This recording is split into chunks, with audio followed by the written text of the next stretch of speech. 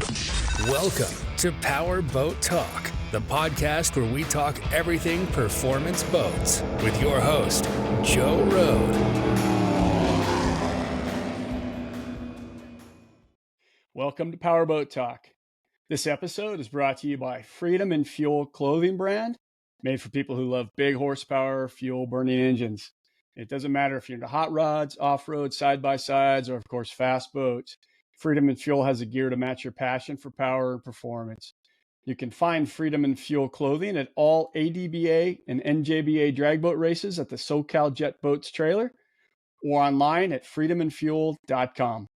Well, hello there, and thanks for tuning in today. I just had a couple things I want to talk about before we got into the next episode. If you follow me on social, you probably saw I was lucky enough to get to make a trip down to Australia. I was down there for the Bad Boat Challenge. I had a great time. It was 2 weekends of really cool racing. This podcast is going to be a little bit of a wrap up of that. Some of the interesting things that happened down there. If you ever get a chance to go down to Australia, it's great people. And again, the racing was amazing. Wish we had that kind of racing here.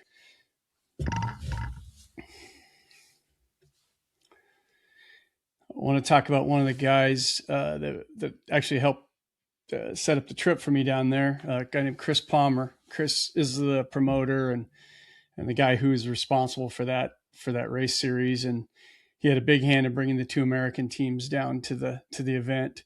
So I just want to give kudos to Chris, really good guy for the industry. He set up the event really to be able to live stream it and let the world see it. And the live stream he did was great. This company called sportsfilm.tv. You can still get the live stream. You have to pay for it. I think it's like $20, but the filming's awesome. They use drones, and it's a great, it's really a cool opportunity to see some really fast boats. So, help a guy out who's bringing a lot to the industry and go subscribe to that and watch it. And I'm sure you'll enjoy it. I'm doing a little giveaway, which I've never done before, and we'll see how it works. But I actually brought some t-shirts back home. I actually got a t-shirt for our two American guys, Ty Newton and Duff Daily, and also from Troy Marlin, the winner. He drove a boat called Madness. And I've got 3 t-shirts that I got from down there. They're all signed by those guys. So I'm going to do a giveaway on those maybe a week or so. So what I need you to do is send me an email. Let me know you're interested to powerboattalk@gmail.com, or go on my contact page on my website, powerboattalk.com, and fill that out. And make sure you send me your username from your social media. I also need you to follow my Instagram or Facebook. So follow my Instagram or Facebook, send me an email, and you'll be entered. Anyone that enters from listening to this episode will get double the chances. So I won't put it out there on social until a couple of days after this episode's been out. So I'll know who saw about it just from the episode. So anyhow, we'll see how that goes and hope somebody enjoys that. One other thing I want to tell you about is, I don't know if you guys have heard about Eddie's Expo. That's coming up this weekend out here in California. It's Saturday the 28th.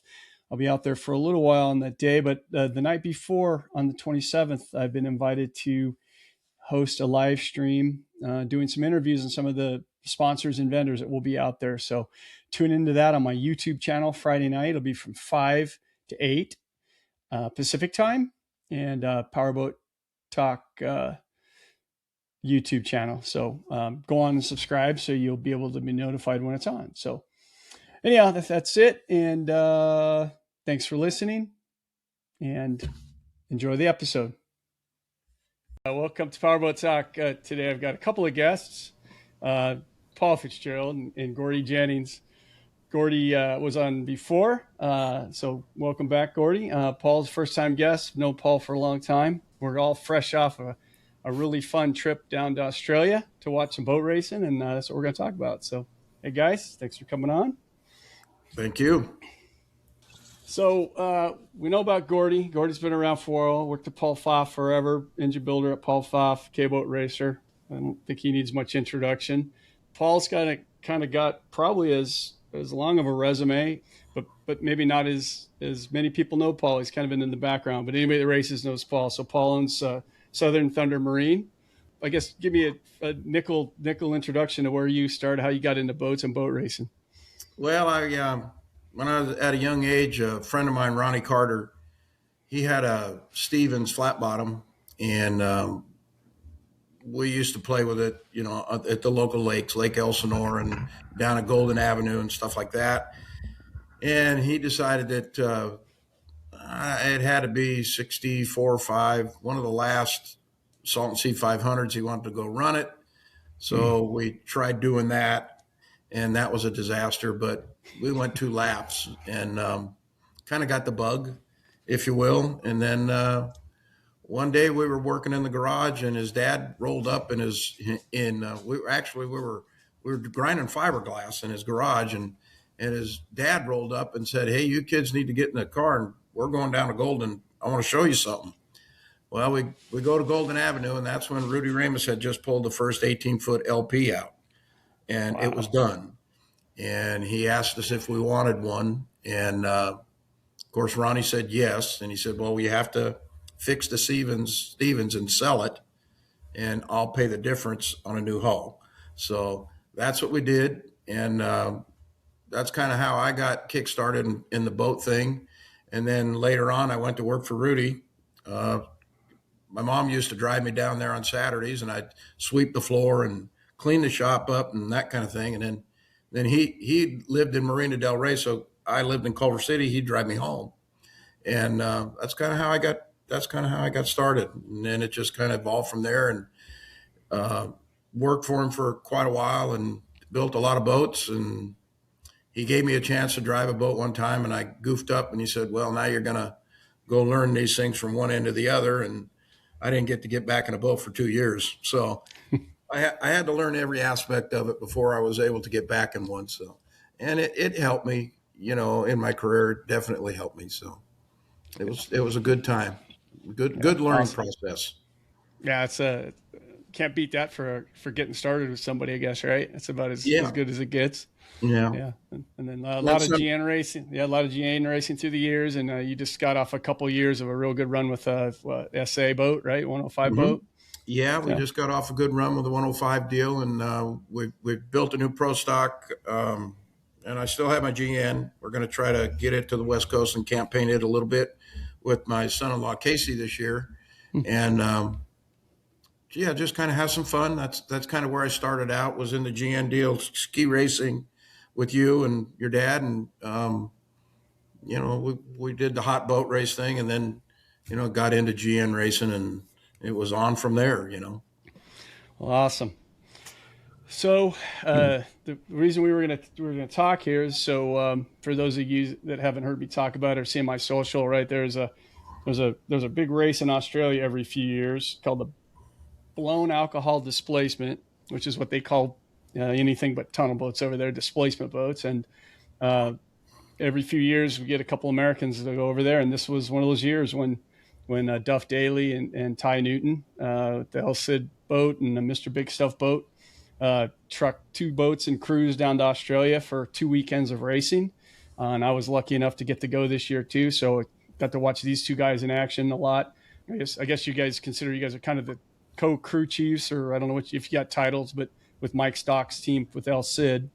And we had quite an eventful couple of weekends, and I thought it'd be cool to, these guys were ribbing each other a lot during the race, and I said, let's get online and talk about this and tell people how this stuff went. So first, one of my early questions, and something to be cool to talk about, and I know probably Mike had the most to do about this, but like, where do you start as far as planning and logistics, and as a team, where does it start to make this track and get everything over there in one piece with spare parts and all that good stuff?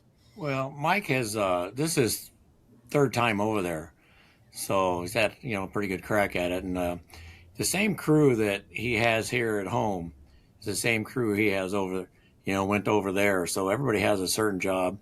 Mine and Paul's job was to maintain the engine and make sure everything was perfect there. And Tom has his job, take care of the prop, and Dom and Dwayne are are the fuel guys, take care of the fuel and just oversee stuff. And Dwayne takes care of all arrangements and dinners and lunches and all that type of stuff. And, the girls were there, Katie and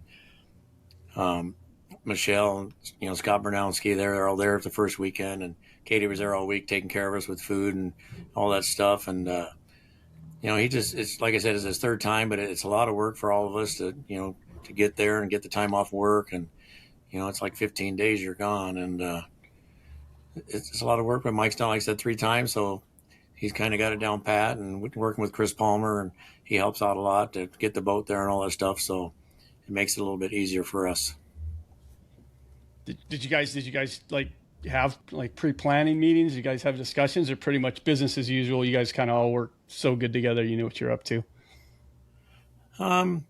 He kind of had a pre-planning meeting, like in the Enduro, they had everybody together, and, we had all the totes and everything there ready to go. And they, after the Enduro went to the storage place, whatever, and it gets loaded up. But he kind of has a meeting with everybody, but pretty much the same people. They know their own job and they know what to do. Mm-hmm.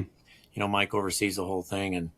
And we had a really good shot at taking the thing. We just had some bad luck on that Saturday after we won our heat, and we couldn't get the boat fixed. We were only 1 point out going into the finals on Sunday, so we were right there, and we haven't even really, me and Paul were being super conservative with the engine. We were getting ready to step on it, and we were running harder over here than we did over there.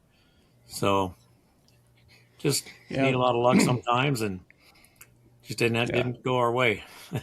Well, and last time Mike went over there it went through a lot of engines. It was tough. So I'm sure you guys probably went conservative to, at least for the first weekend, right? Make sure it's a long week. Make sure we get to the second weekend.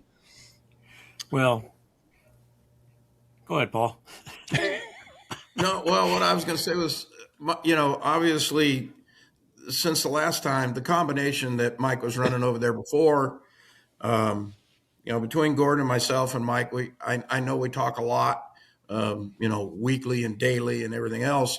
And we just changed the whole combination of how he runs the motors and the compression ratios and cylinder head program and everything. And it was way more efficient this time. I didn't go last time, but it was way more efficient this time than it has been in the past. As far as engine combinations, So I think that was one reason why, even though we had our issues over there, we still had great power and we had great boat speed. I would go back tomorrow with the same crew, same boat, same engine combination. Just touch a few things up and go at it again. I don't think they had anything for us when we were on our game. Now, Paul, have you been over there before and watched these guys? No, I went over there years and years ago in '78, but they weren't organized like they were now. It was really different.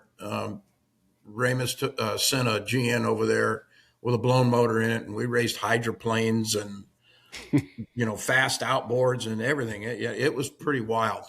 And then I actually had an opportunity.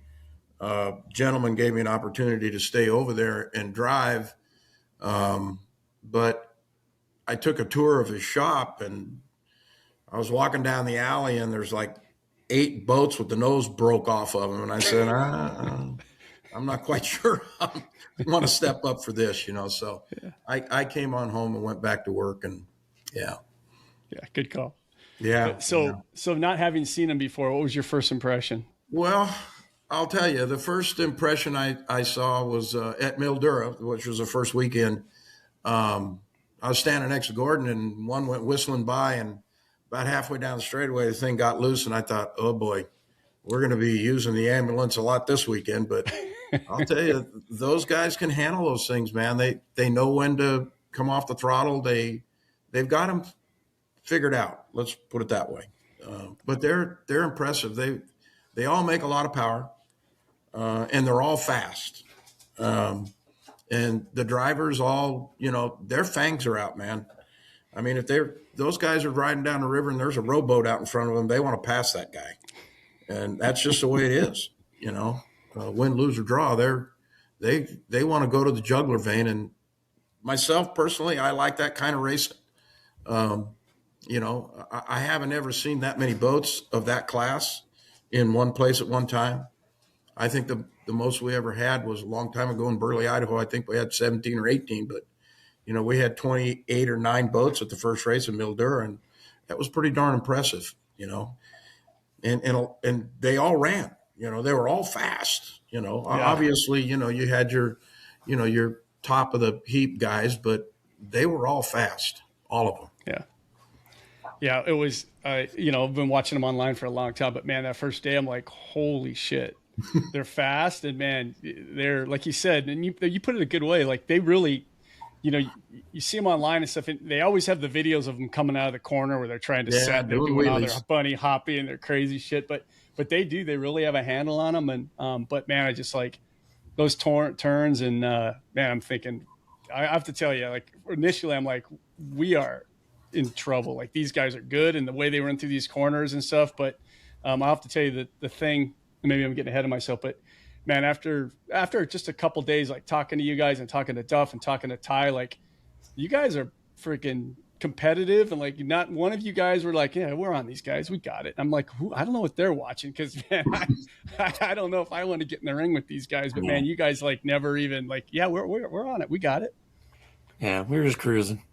Always cruise first weekend, see what you got, but they are fast. They're exciting to watch. They're a little looser than our boats and stuff, a little different, but their boats are perfect for the courses they have right there. Yeah. If they went to Idaho or like a 1.25 mile course at Black Lake or something, they wouldn't have a chance. Yeah. Their boats won't turn like ours on a big course like that. Right. And it's different. And like Paul said, I mean, you get, now you're racing, you're always got 3 or 4 wide and they're all over the place in the corners, and our guys aren't in it. I give Duff and Ty like credit for like they didn't even waver. Like they just, if that first race with Duff was racing Marlin, man, I mean he stuck his nose in there like I couldn't believe it. But obviously that was kind of the first hiccup. He got it. He found a hole behind Marlin and kind of rolled the thing over. Wasn't too bad in the corner. No, wasn't too bad. We didn't break up anything. That was the good thing. If anything good comes out of an accident, but that was a good deal. We didn't bust nothing up. So, Gordon and Mike, I kind of went over and dried the boat out, and Gordon and Mike came up with a game plan, and we executed it. Obviously, because, we went right back out there, and ran good, That had to, after that happened, and obviously Ty, he barrel rolled the boat in practice the day before, and it was kind of like, oh my gosh, this is gonna be a long week. Yeah. Well, his down pedal got stuck down. Just something they didn't know what to maintain and stuff. Kind of being a new crew with that thing with Grolman. So luckily, Mike brings spare everything. So except for a plate, but you never think you're going to need a spare plate. Yeah. But I guarantee you'll have one next time we go over. Yeah. What do you think? Did Duff kind of come away from anything after that rollover? Like, did he learn anything, or what do you think? Duff? Yeah. Nah, you're just those boats, especially Marlins. It's just a big boat. It leaves a big hole. You just got to know you can't just drive in there behind them like that. And same thing happens to Quera in 16. He drove in right behind him and just kind of rolled over. Same thing. There's some stuff that we've learned a little bit that we're going to change our boat up just a little bit so they won't want to roll over so easy. It's an easy thing to do. I've already talked to a couple people, so just stuff we can fix, make it a little better. Okay. So the first rollover, I mean, you guys they're like that's easy. We'll fix this, right? Right back out there. Well, yeah, kind of. Nothing easy. Rollovers. Nothing's really easy in 110 degree temperature. When it's that hot out there, nothing's real easy. But everybody knew what they needed to do, and that, like I said, I'd go back with the same group tomorrow. Everybody knew their job, and they got their job done. And there's some things I'd like to see changed. I'd like to have a top mount starter on the thing because it took us that we had the motor dried out and the oil already dumped and fresh oil back in it. We were still trying to get starter bolts in. Oh my gosh. So that was time consuming. Yeah. So we need to work on that for sure. Starters an hour. Wow. That's funny. Like how many dozens and dozens of times has Mike had that motor out of that boat, and then like this time you're like, wow, wait, we've missed it this whole time. Yeah. Well, we talked about it, but we just kind of ran out of time, and it's going to take a little bit of engineering. You got the gas tank right there, so it's going to take a little bit to do, but there's space. I've measured it. It can be done. We just have to fabricate something to do it. Yeah. So then after the rollover, they did kind of a cool thing where they actually reran the heat. So the next morning, so you guys got to still be in that heat. And I think Duff ended up getting like third in that heat, and they ended up getting second in the next heat. So I put you guys in the semifinals, which was pretty good. Yeah, if you don't finish well enough, you end up having to run like a last chance race. So you didn't have to do that. So that was good. Good semifinal. I think, what did you do here? Yeah, he actually ended up getting second in a semifinal against Marlin again, chasing Marlin, who was ridiculous. And then I think you had a little bit of a problem coming out of that heat going in the finals. But you got in the finals, so that was awesome. Yeah, we got in the final, and we had a hydraulic hose, had a little crack in it. And Michael thought he brought spares, and he didn't, so we ran over to Grijalva's boat because his wasn't working to take his, and it was a completely different hose. So we just cut the belt and said, go out there and put around, we'll finish, get points, and we ended up getting third because two boats broke. So good for us and bad for them. Yeah. And that was for the down pedal, right? So you just didn't have any down pedal? No down pedal. Just put around and get points. Yeah. Well, that was pretty good. That was a nice salvage of the weekend, man. Going in the second weekend. Yeah, we were only down 6 points from Palmer. We were running third, 1 point behind laid on. So, Palmer broke the first heat on Saturday, so that put us all right there. We were 1 point out going into the Sunday's final and just didn't have any luck. So what was the download after that weekend, Sunday night bench racing? I don't know. A little sleep. Still had fun. It's a good time. Hanging out with everybody and all that stuff. So, was that the night we went and chased kangaroos, Gordy? Huh? Was that the night we went and chased kangaroos, or was that the night we doubled up on ice cream? Yeah. Are you guys allowed to tell either one of those things? Ice cream and kangaroos. We took the rent-a-car. We finally, they always say there's kangaroos everywhere, but there's no kangaroos unless you know where to go look for them. So we asked Chris, and he said, you got to go over to the dump over there. So after dinner, we went over there, and it just dusk. We saw a couple way out in this field, right? And then, of course, Gilbreth goes, come on, there's a street, there's a trail right there. Let's take it. So here we are a mile out into the woods chasing kangaroos in our rent-a-car. And the stock comes from the other direction, comes through a gate. So we found some, and there's kangaroos. The thing was like 6 foot, one of those red ones, a big thing. Yeah. Bunch of them. So then here we are driving the rent-a-car through bushes and stuff. I was wondering how much Jerry is going to have to pay for that. That was Jerry's car? It was all fun. Yeah, he was the registered owner of the vehicle that weekend. Yeah. Dude, you guys have been doing this stuff for 100 years, and this is the first time you probably chased kangaroos, right? I mean, you fly out Tuesday night and you get there Thursday morning at 7, then you got a 4-hour drive to Mildura, and then, start racing on Friday, Saturday, Sunday, and then Monday you load the boat in a container, and then Tuesday morning we pull it out, and we made a decision to put a different engine for the temperature that would run better, and it was a good decision because the engine ran really good. And so that took, Tuesday, Wednesday afternoon. So Thursday morning was the only time we had like 4 or 5 hours of spare just to go do nothing. So we rented a pontoon boat, went up down to Mildura, but really didn't see much. Same river up and down the river. Well, that's fun. But that's fun. Then it's back to racing. Yeah. Ready. I just think all you guys with a week with nothing to do but think about racing should be interesting. That's all I ever think about is racing. And I had to fix the bottom of the boat. This was before we did the real bottom. We had a little issue coming out of Mildura, so I spent the day over there. We got a little messed up because the gentleman where we stayed at Barry Diesel, Chris, he ordered some product for us, and it was supposed to come in the next day. And unfortunately, some wires got crossed, and we didn't get it till the following day. So that kind of put me behind a day. But we got it done, got it fixed, and that was the main thing. Yeah. Okay. And the new motor over the week, I heard it was a little bit smaller, but a little different compression or Just something. different combination. Yeah. Better for temperature. Don't have to run the blower so hard. Yeah. Make the power. And it worked out. You guys were happy with that? Yeah, it was real good testing. And then, we run that heat on Saturday, and Duff hit that pole and tore the bottom off. So, we go back to Chris's shop, which is only 5 minutes away. And, the whole team, we get the engine out, the fuel tank out, and get the boat upside down. And Paul, Duff, Mike, and Duff's son, Dustin, I left there at 9:30 at night, nothing I can do. They stayed all night fiberglass, and I got back there at 5 a.m. They're still there, flipped the boat over, told them to go home, try and get some rest. And we got the motor and everything, got back to the racetrack by 9 o'clock and, tested by 9:30, and the plate bent. So that was it. Yeah.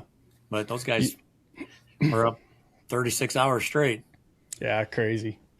I guess it was good because right after that Saturday racing, I mean, you guys qualified good. Like you qualified like number 6 or 7, I think.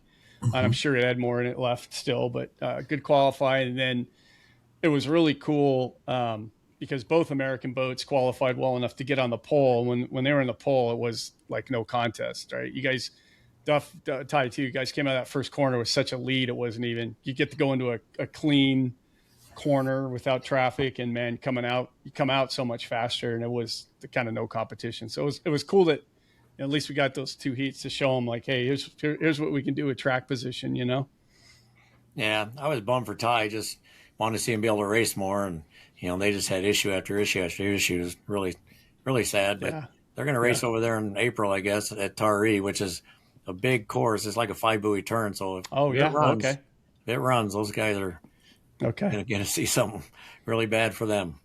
Yeah. Yeah, it'll be fast over there. Yeah, it's obviously kind of a contrast, and because I think the opposite of you guys, I think they kind of came with half the crew from American, some Australian guys, and kind of guys that hadn't been together. So it was kind of the opposite. I think it just wasn't as well orchestrated of a situation as you guys. I don't think they had the guys that this guy does this guy does this. No, that's probably where mistakes get made. Yeah. They had Ty and Nick from the States here. And, Nick, he's been learning the last couple of years with Ty on the team and stuff. And, Gary, he can just look at stuff. He can't work on stuff too much. And then you got Craig Cook's guys, which are all drag boat guys. And that drag boats and that type of boat is not even close to being the same thing. Yeah. So we just had a lot of issues with the shifter, and I don't know what was going on, but, they'll figure it out, I hope. Yeah, it is too bad because the boat was fast too. So I know after they won the heat race, I'm like, this is awesome, right? And I get down to the pits. It was a long walk, and I get there, and the boat's gone. I'm like, wow, what's going on? And Dominic was there, and he's like, oh, we got a little patch up we got to do on the bottom. They went to go fix it. I know I didn't know anything to the next day, so man, again, coming off that high, but I guess it was a high, right? So you guys got your spirits really in the high. You're like, okay, we can see what we can do. So that's kind of actually good. You went into that Saturday night. I mean, before you flipped it over, got it off the trailer, did you have any idea how bad it was? I mean, I knew it was tore up, but it was kind of being covered up by the trailer bunks and stuff. Mm-hmm, mm-hmm. And, Mike and I, he asked me, he said, he says, is it repairable? And I said, well, Mike, I can't tell you till we get it upside down. And he said, oh, we got to get it upside down. And I said, yeah, this is too big to fix right side up, So Gordon and the guys got the engine and stuff out of it, and we got the boat upside down, and I took a pretty hard look at it and figured, well, we have a shot if I can get the proper material. And we hunted around. Mike did everything he could to find some balsa core because the boat's built out of Nitacore, and it basically ripped and I know this measurement pretty darn good, a 60-inch long, 5.5-inch wide piece of Nitacore right out of the bottom of the boat. So we couldn't find any balsa, and we were just kind of all sitting there thinking, well, this thing's over. And Mike said, well, what about a piece of plywood? And I thought, well, I built boats out of plywood at Racing Craft for a million years. Why not? So the guys run off and they find a piece of plywood, and we found some epoxy and we found some microfiber, and it was quite interesting for a couple hours, I'll tell you that. And Duff and I and Dustin just started kind of, I did a bit of grinding, and then when I couldn't stand it anymore, Duff would do it, and we got it as clean as we possibly could, and we started bonding the thing back together, and it was working out fine. I would trust it today, to be honest with you.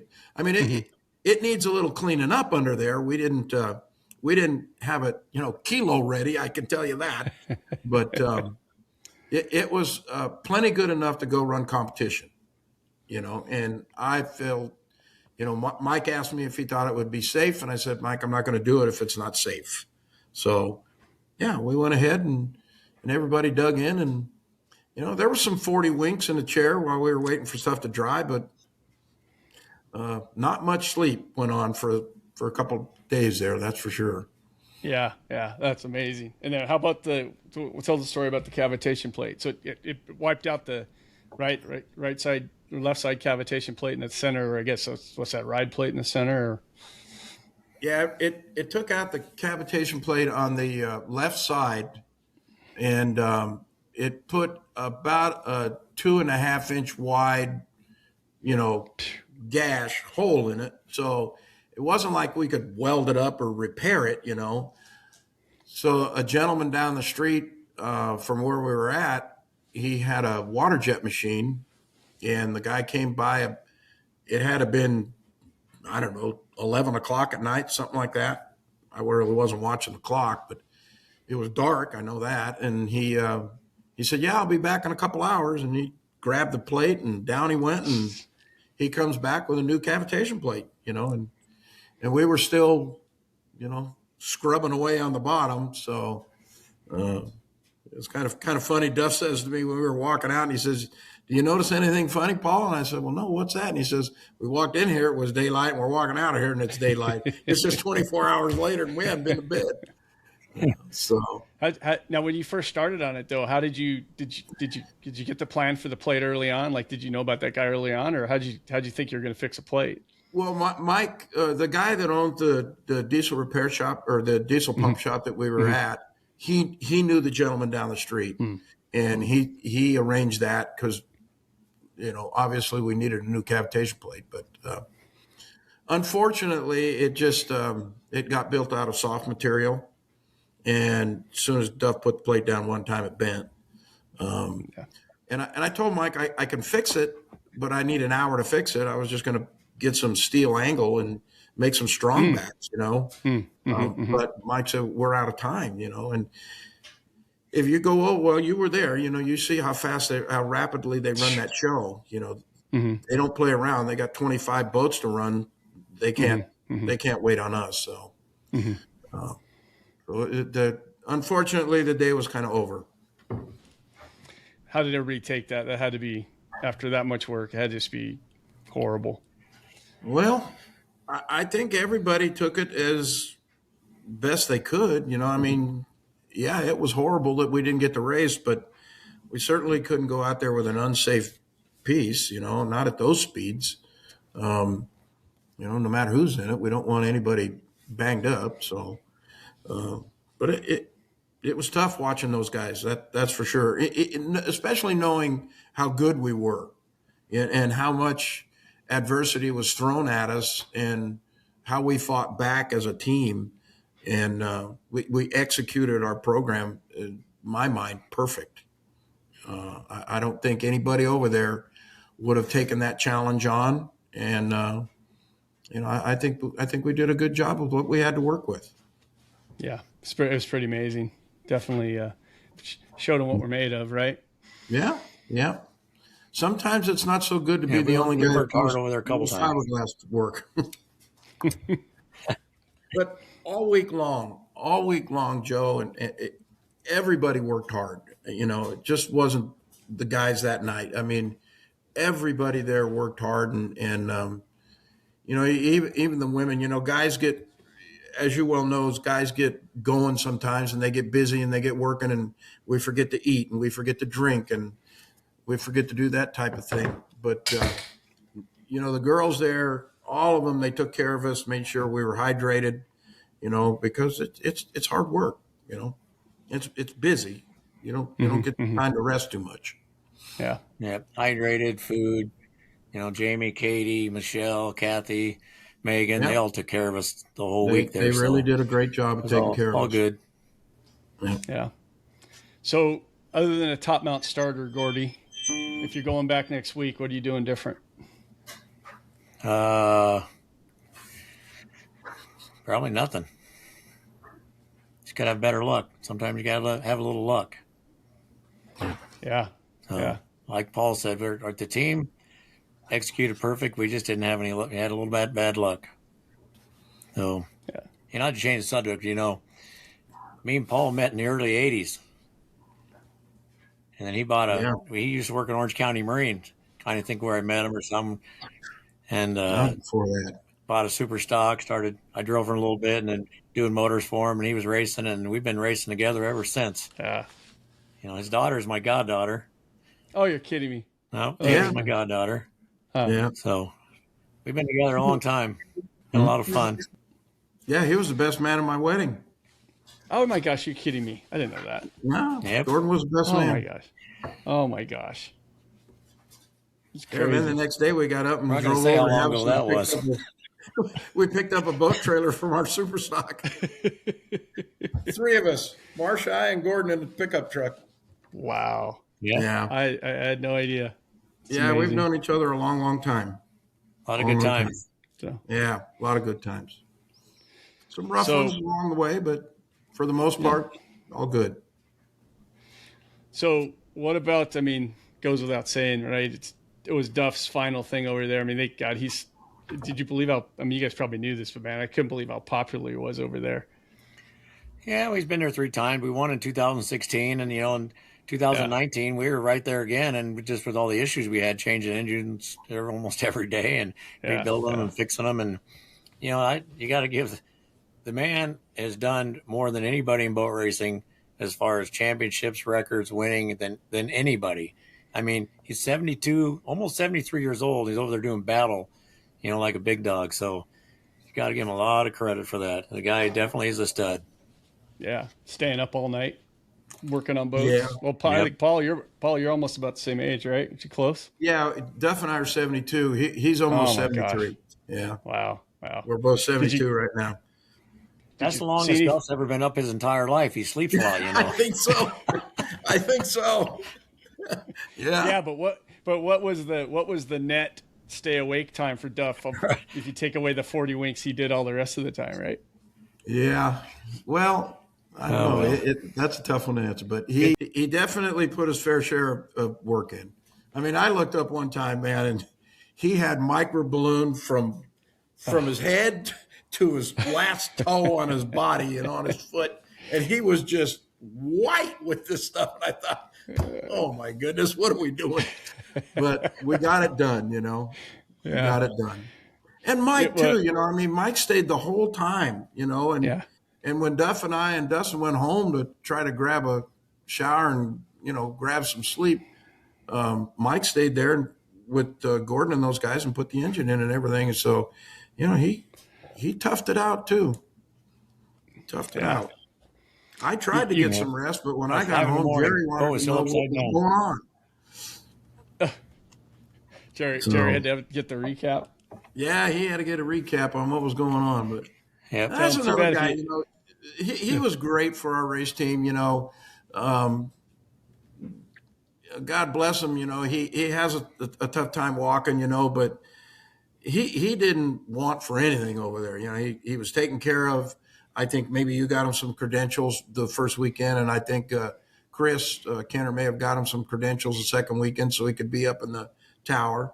But, when the work was going on in the shop, he was standing there and he was handing you tools, and he had all the tools on the table, nice and clean and in order and everything. Of course, we'd come along and goof it all up, but he'd fix it up again, So, that was a guy that, he's a good organizer. You talk about people with depth in powerboat racing. I mean, that guy he's got it. Yeah. And I got to spend the 2 weeks with him, but his snoring was quite something. I kept telling him he sounded like a sprint car in his snoring, but we had a ball. I mean, we had a ball. Yeah. Well, I don't know why. I guess because I don't drink. I got to be the designated driver of our particular car, which was myself and Jerry and Gordon and Katie, his wife. And I don't know, I remember we were going from Mildura and Gordon can elaborate on this. We were going to Mildura to Barrie, and he looked up one time and he says, "Fitzgerald, you're 75 miles an hour over the speed limit." Oh. Yeah. Don't worry about going. You're not getting a ticket. You're going to jail. Yeah. Because everybody told me you don't go 1 mile an hour at the speed limit. It wasn't. Every time we got in that rent-a-car, we were laughing our heads off because it was like, Paul, you got to get on the other side of the street. You're on the wrong side of the street. Yeah. I drove all the way around that country. I don't know how we did. So easy, Gordy. Easy for you to say, buddy. You weren't doing it. And then I'll say one thing that was really funny. We about crashed. So we're going from, it was going to Mildura, I think. No, it was coming from Mildura to Barrie. Oh. And we're following stock, and they got ahead of us, but we caught them. And we saw them at a gas station. Like, hey, pull behind them. Don't let them see us. So they pull out in front of us. I'll shoot them a BA out the window. We'll pass them. We caught them and gave them the old moonshot, and away we went. They about crashed. That was hilarious. We about crashed. We were laughing so hard. Yeah, I thought we were going to wreck laughing so hard. Oh my gosh! I think we had a good time in the rent-a-car. Katie wanted to kill us about every time the ignition started in that vehicle, but we had a ball. We had a ball. Yeah. I'm sure it's nothing Katie hasn't seen me for it. No wrecks. Jerry's the only one when he drove. He hit every curb that was in town. Oh man, that's it. It's brutal, man. It wears on you in that wrong side, man. Yeah, you really got to think about it. It's when you turn. Yeah, you do. When you're turning, you got to remember to go on the other side of the street. Oh, the right turns, man. I was so glad when there was somebody in front of me making a right, because then I knew what the hell lane to go into. You follow them. Oh man. Mm-hmm. In my rental car, the left side tires, they were thrashed from because those single lane roads, right? You're like, whoa, like every time a truck came or something, like, holy shit, man. I was in the dirt so much. It was pretty interesting passing vehicles to and from the races. I'll tell you, that was quite interesting. Yeah, I didn't do that too much. Most of the time, I'm just like, I'm staying behind this guy. That was There wasn't a car on the road that we didn't pass. Well, yeah. I thought I drove bad. This guy, he thought he was in a race all the way there, I think. Yeah. And I'm pretty bad on the road. You just ask any of my friends, I'm telling you. Well, like probably about one of the craziest things to do is get in a race boat and go 100 and some miles an hour. So I think you guys have done the crazy. So I'm sure all that shit's easy to you. Yeah, it's different. It was a ball. Yeah. I mean, Jerry was a big part of it, though. I mean, when we were pushing him through the airport, and he loses his telephone, and he's an instigator. He's got the people yelling at him on the loudspeaker in the airports, and we don't know where to go. And Katie's running around trying to find out where to go to find how come they want Jerry. We thought, we've done something wrong already, Yeah. Oh, because they found his phone? Yeah. They found he's first class, so he gets all the benefits. And good thing for us hanging out. We get to go in early. I know. I was talking to him before the thing. I can't remember what I was talking to him one day, and something about Australia. And I go, hey, I guess I'm going. He goes, oh, my God, you're going? He goes, I got to call Mike. I'm supposed to go, too. Yeah. So then I talked to him, and I can't remember, something came up about the price of his flight. I'm by myself. I bought the cheapest whatever, right? $2,000. And he's like, yeah, mine was like $7,700. I'm like, holy shit, Jerry. Yeah. Yeah. First class. Yeah. Well, he had to be up there. He probably couldn't have made it in those I seats don't know if back he- there. Yeah. That'd have been pretty tough Yeah. on him. But you're right. Because every time I saw him in that heat, and he's not moving too well. I'm like, you all right? I'm great. I'm Yeah. all great. I'm like, Yeah. man, making me tired watching till you. he got in the room, then you know what hit the fan. Yeah. But we had a ball. Yeah. What did you like? Any wisdom Jerry shared with you guys? When was it? Was there any highlights of Jerry, and just did he have any input? Because he's got, like you said, man, the knowledge that guy's got. He didn't say too much, really. He oversees stuff, and he you know, if he sees something, he'll tell you if he thinks something wrong or something. But he knows he's been around long, and he's built a lot of stuff, and he knows what's right and wrong. So Yeah. If there's something haywire, he'll find it and he'll let you know. That's for sure. Yeah. And then what about Duff? Did you guys see anything? You've seen a lot of Duff. Anything that surprised you this week that hasn't already surprised you? Same old Duff. Yeah, just stuff. Yeah. He seemed like he was, when I talked to him and stuff and watching, it seemed like he was kind of trying to figure things out, like trying little different lines, I don't know. Just seemed like it to me a little bit. Oh, Gordon left. Gordon is gone. Gordon has left the show. Gone. He left the show. got me. Oh, okay. There I'm back. Did you fall off There the you chair go. again? I got disconnected. How'd you do that? I don't know. Just computer. Oh, okay. Me and computers. They're kind of questionable. Yeah, me too. Where were we? I'm old. I forgot where we were at. I don't know. Ask you about Duff. Did you guys answer that? Yeah, Duff. He was Duff. You know, I didn't see anything There's different. racing. Yeah. So his last run, I think the crash probably backed him up a little bit. You know, he wanted to get his feelings better a little bit with the water and stuff. And you know, by the end of the weekend, he was, you know, like I said, he got 2/3, 2 seconds. We were right there in points. He was ready, and we went out and won that heat on Saturday, and he was ready to go. And we were gonna step on it and give him some more speed so he didn't have to drive as hard, you know. And just didn't work out that way. Yeah. Oh man, Mike's got to get T-shirts because all everybody talks about is the party pulley. Oh. Yeah. Was the party pulley going on? The party pulley. Party pulley. Yeah. We didn't even get close to the party pulley. Trust me. Really? No. Really? We could have went a lot faster. We were right there. Yeah. We didn't need to. Look what happened. Right. Every one of those guys broke, Right. but madness. Yeah. You know. Yeah. And I mean, we came home with 3 very healthy engines. Ah, man, that's You know, great. That's huge compared to what they did last time over there. Right. You know. Right. Yeah. So what about the other guys? What did you think about the other guys? Who was the most impressive guy to you? Well, Outlaw, because he's got that 3-blade prop, he really accelerates hard off the turn. Mhm. So, and he gets around the turn pretty good too. Between him, the laid on boat, Odin is super fast, but they're just, you know, they've gone beyond the power that everybody else has, and they're just tearing everything up. So when they figure it out, they're going to be really dangerous. And then you got Troy Marlin. They're building a new boat. You know, that one doesn't turn as good as the other boats. Come off the turn as good, I don't think. Just because it's a bigger boat. Seems like to be a bigger boat. And then you got the Unleashed guy, Brett Shepard. He's really fast, but they always have mechanical problems.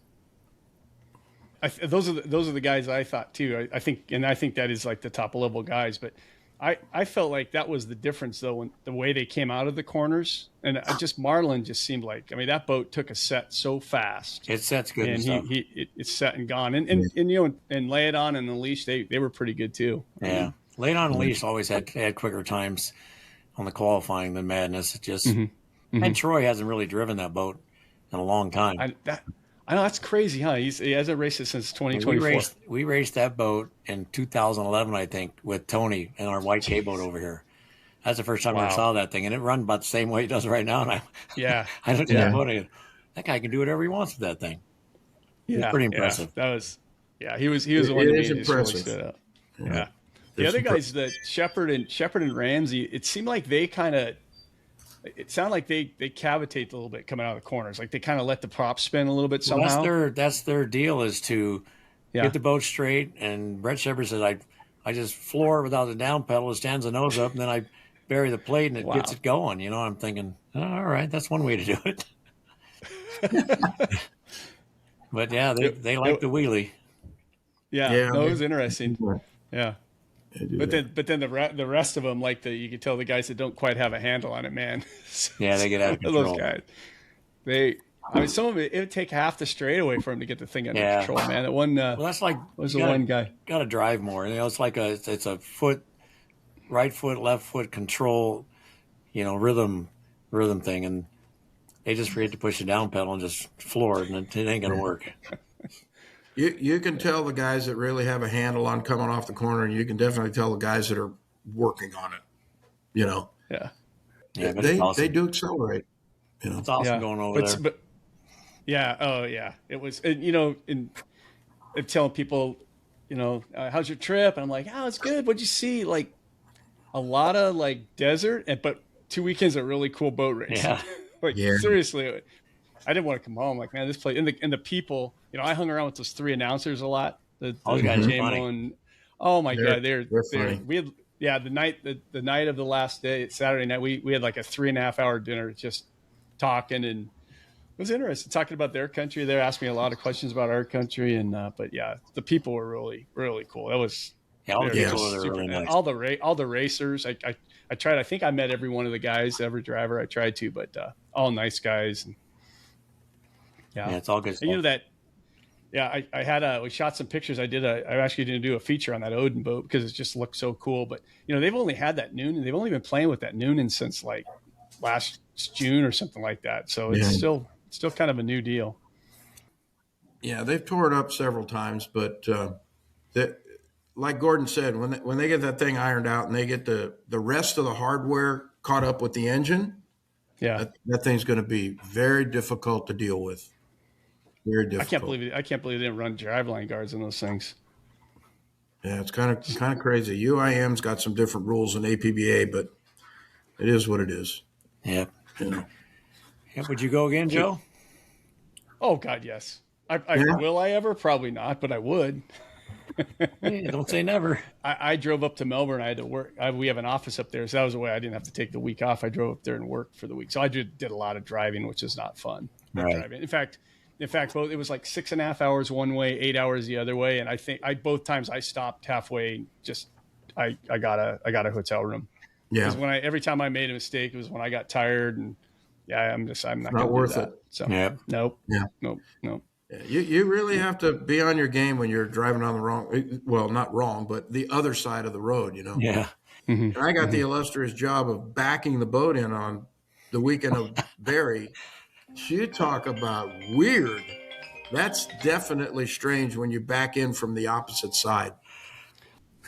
That was I think one of the hardest things was backing up, even in the little car. Yeah. Because you got to look the other way. I'm like, this can't be that hard. What's going on? I didn't think about backing up a boat though. Try backing up a trailer. Oh, I believe it. Only the Americans struggled. Everybody else was okay. Yeah, exactly. Yeah, we were the only guys having a hard time, but they were all doing fine. I know a couple times I had it 90 degrees to the back of the truck. Man. Oh, man. But anyway, we got it in the water when it needed to be. So yeah, a handful of guys I talked to that had been over here, they said the same thing though. Like, I can't stand driving over your place. It's like, they suffered the same thing from the other side of the fence. Yeah. So, all right. Well, yeah, great weekend, and it's too bad, but at least that second Saturday when both the guys won their heats, or at least Ty was winning, it was nice because I was at the pub with the Aussies, so it was nice to be able to not feel like complete idiots after not struggling a little bit. I'm like, hey, see what happens, man. This stuff. Oh, yeah. Yep, we were right there till we weren't. Yeah. Yeah, right there till we weren't. Exactly. Yeah. So Paul, so you're gonna I know Jim sold your boat the SA. Are you gonna race pro stock this year? Is it gonna? I don't think it's done. I don't think he'll have it done. I don't know. I'm going to put Dustin in mine back here. Dustin Daly is going to drive mine back here, and I'm going to have Talon Newton in my 105 boat back here on the East Coast. Oh, cool. And I'm gonna step out of the sprint boat thing for a little while, and we'll see what happens. I want to drive my GN a little bit more, To be honest with you, I'm kind of getting tired of having to wake up on Saturday morning and go Mach 2 with your hair on fire, So I've been at this thing about 55 years, so I got to slow down a little bit. Yeah, it's time to let some of the younger guys come in, and I'm excited about the next generation. I mean, Troy Jackson.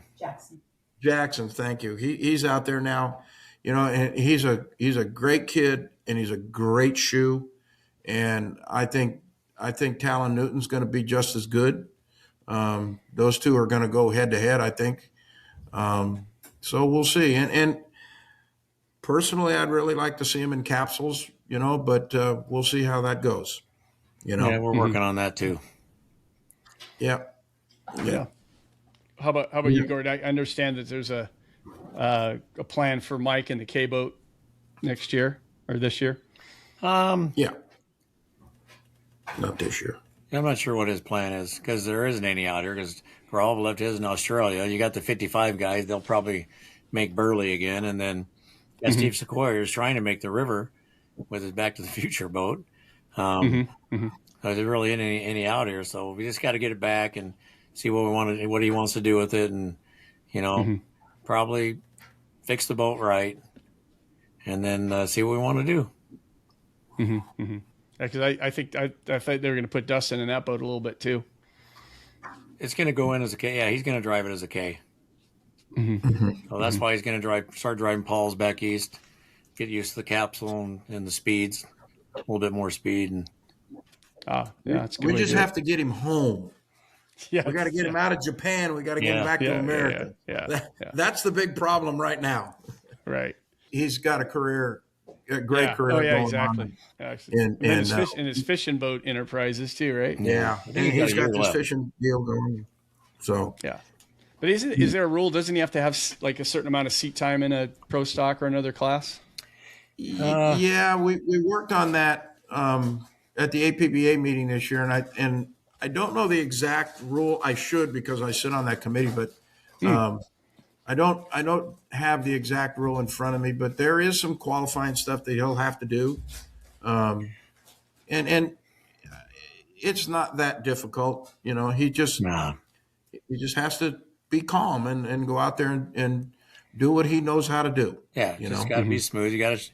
But people understand, like when you're a new driver or whatever, you still got to go out there and do the best of your ability and be as safe as you can. But you got to race because that's the only way they're going to know if you're capable of handling it or doing it or not. So, I know some of the rules they had it. You had to drive this class for 2 years and this class for 2 years. And I'm thinking to myself, well, that all sounds good and everything. But, if some guy's got a lot of money and he wants to build a K-boat, go K-boat racing, he should be able to go K-boat racing. Yeah, you got to start in the back on the outside and watch him 4 or 5 races. And if he's good, then let him go. That's the way it should be. I mean, I'm not going to tell nobody, no, we don't want you. You got to do this class first. He's going, I don't want to do that class. So you got to look at both sides of everything, but there's got to be safety. Yeah. So just my opinion. There's pros and cons to it, obviously. But the way we have it structured now, I think it'll be in the best interest of everybody. Right. So that's just kind of the way that's going to go down. Yeah. And then, so the pro stocks, they have to be capsule, but right now nothing below pro stocks, right? Is there? Correct. Are they talking about that or no? Well, over in Australia, the 105 guys next year have to be capsule. And they're going to leave the 85 mile an hour guys are going to be uncapsuled, but we haven't approached that yet here. Just obviously we don't have a boat here in America. Yeah. I think it's just, like we said, luckily no one's gotten hurt in the 105 class. Nothing like that. We haven't had any problems in a while, so that's probably why nothing's been said. But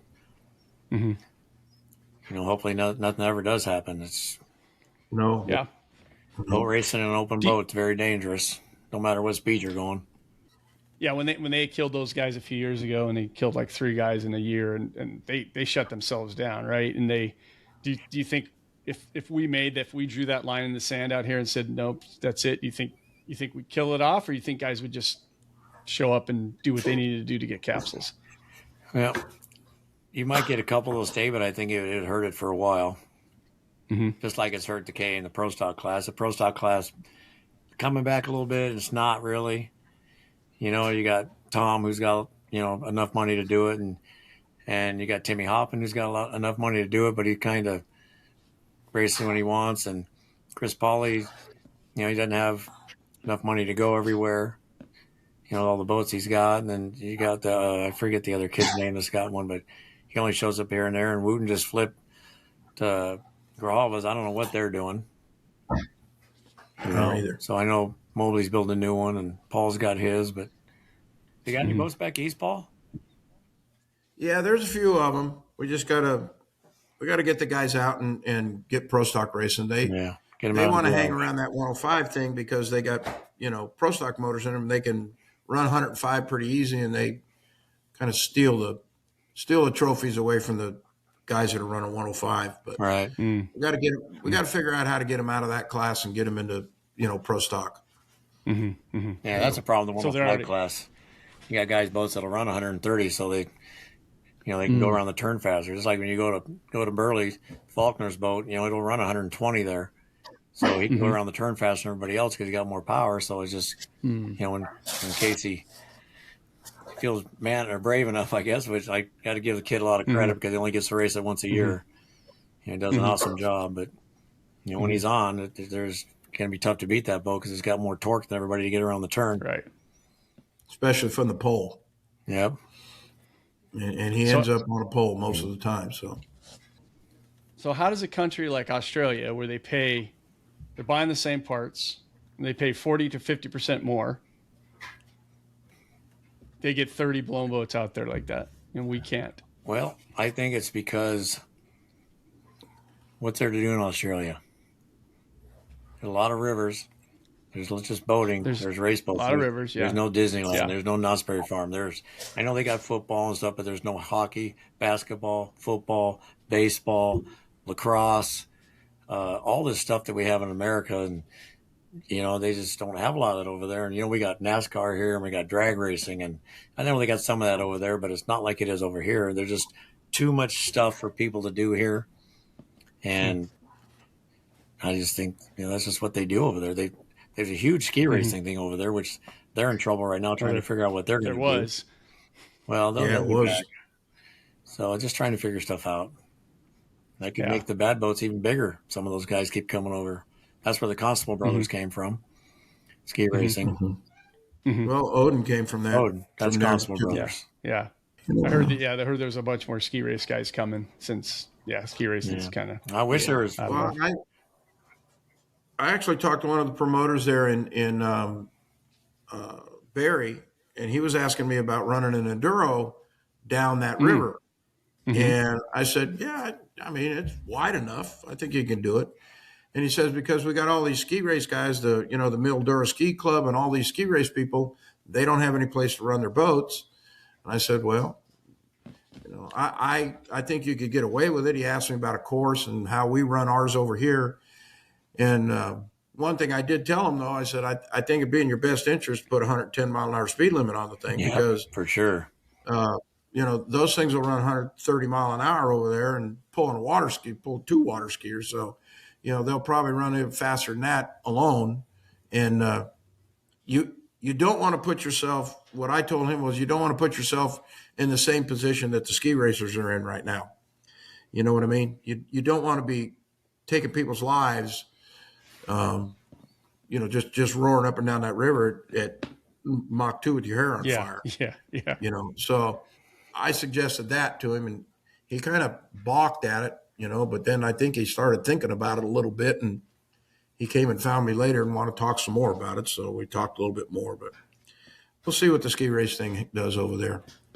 Yeah, you would think that's after the ski race thing. It's a shame with the ski race thing. I don't know if I kind of follow it a little bit. You probably know way more about it, Paul, but I know it ended up to be like the government investigated it or whatever. But the report I saw they just put out a couple months ago is insane. Yeah, like the number of deaths and stuff, and it's like shame on you guys for not policing it. You let it go to where the government did it now, and it's gonna be tough coming back from that. Yeah, it turned into a maritime law situation, and Wow. that's kind of as tough as our Coast Guard.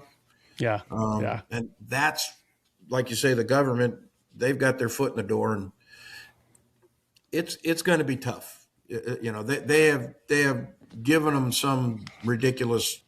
You can go 68 miles an hour and have a ski race. That deal. We heard that, but so we'll see. We'll see how that all pans out. But And I'll tell you, I had a lot of guys ask me about the enduro. Like it's like Yeah. they're really enthralled by it. In fact, there's a bunch of guys Yeah. that want to come over and do something over. You either get together with rides or put together a boat or do something, but they were really interested in the enduro. yeah, it's a fun race. It really is. It's a lot of fun. It pretty fun. I'd love to see some of those ski race guys come over, and give Gordon some competition. Yeah.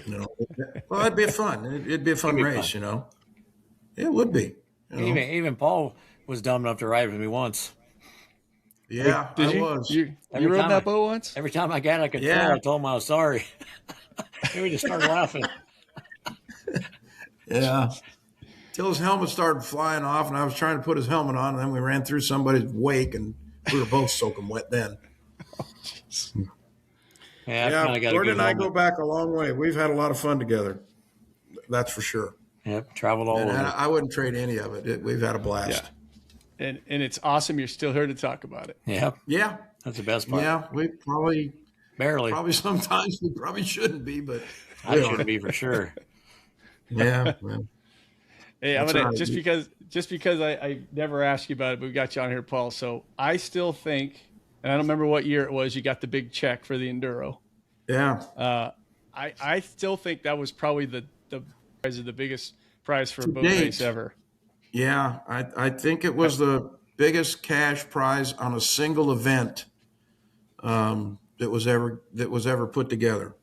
Yeah. And this is from the Calcutta for the GN class. What year was it? Do you remember? I think it was 19, wasn't it? Was it 2019? Sounds Yeah, about right. I think it was 19. Yeah. Possible. And how much was it for people who don't know? It was 82.5. Didn't even share Yeah. any with me. I thought we were wiping his boat down and stuff. We had to go home and rebuild everything. It was all tore up. And that race is hard on stuff. So I heard you knew, right? I don't know if somebody told you or you knew you had the lead and you had a chance to win overall, right? But We did. Yeah, we did. And in fact, I was pretty darn nervous the last bit, and Gordon came and got me, and he could tell that I was chewing my fingernails off, and we walked down the beach, and the guys went out and slowed Tommy down and said, no, just hang on there. And that outboard, we weren't going to beat that guy anyway. He was coming like gangbusters. So best we could have been was second overall is where we finished, and we won the money. But that was a great day and a great event. And just like Gordon says, sometimes you have the luck and sometimes you don't. And some days you're the windshield, some days you're the bug, and we were the windshield that day. it was a good day to do. It was a good day to do it. Yeah, it was a great day to do it. Yeah. And I didn't realize. I thought you finished. You weren't driving the last leg. Somebody else was driving the last leg. Yeah, I drove the first leg, and then I put Timmy in the middle, and then I was going to get back in, but I was kind of beat up after the first leg, and I had blood coming out of some orifices in my body that I'd rather not talk about. But Tommy Thompson was standing there, and I said he was going to drive for Mike Stock, and we got him all registered and everything. And I think something happened with Mike earlier in the day, and I couldn't get back in the boat. I was just too beat up. And Tommy was standing there, and he'd never even sat in a thing before. And we shoved him in it, and I said, go out there and run your hour and a half and call me when you're done, So he did, and did a good job. Did a great job for us, And everybody did that day. I mean, that day was just one of those kind of pinch me moments in life. It was just great. Everybody did their job. We had good pit stops. nothing failed on the boat. And Yeah, you guys ran that's how hard you all win day. races. Yeah, and it did. It ran hard all day. I think I remember going over about half an hour left of the race still, and everybody else had Yeah. broke. And I looked at Paul. I go, "Hey, you won the money. Everybody else broke. Nobody's even running. You're the only one left. You already won." Yeah. Pretty awesome. Yeah. But I kind of wanted to win it overall because since that thing kind of came back around, there's only been one guy to do it in a GN, and that was Greg Gluck out of Florida. And I kind of wanted to win it overall, but that money sure did look good, I'll tell you. Yeah. Our house was in shambles, and we were trying to rebuild our home, and the boat was tore to pieces. We had to rebuild that. So, yeah, we definitely used the money. Let's put it that way. Yeah. And that's something at boat racing, like you probably never even dream, like there's never going to be money in this, right? You probably never even dreamed about something Not like that much. Not that much. Yeah. Mike's won it the last couple of years, and it's taken him 3 years to get to the $80,000 mark. Yeah. I did it in one. Yeah. That's awesome. Yeah. That's awesome. Yeah. It was all cash. You should have seen us trying to get it through the airport next morning. That was quite yeah. Yeah. My wife had the biggest boobs I've ever seen on her. Kept stuffing her bra full of dollar bills. Oh, man. It was a good time. Yeah, glad I thought to ask about that. So yeah, it was a good deal. All right, guys. Well, hey, thanks. That was Thank a you. fun recap. Yeah, Yeah, no that was problem. a lot of fun. Yeah, I'm glad. Yeah. I don't know one of you guys had the idea, so I'm glad you had it. So Good times. That was a good idea. Yeah. yeah. Yep. So all right, guys. Well, All right, my friend. Thanks. I We'll see appreciate you it. on the and, water somewhere, probably in Parker. Yeah. See you in April. Yeah. Hopefully. Yeah. All right, guys. Everybody. Thanks. All right, buddy. All right, Take care. guys. Thank you for listening to Powerboat Talk. If you like what you've heard, please head over to Apple Podcasts and give us a 5-star review. For more Powerboat Talk, follow us on Facebook or Instagram, or visit our website at powerboattalk.com.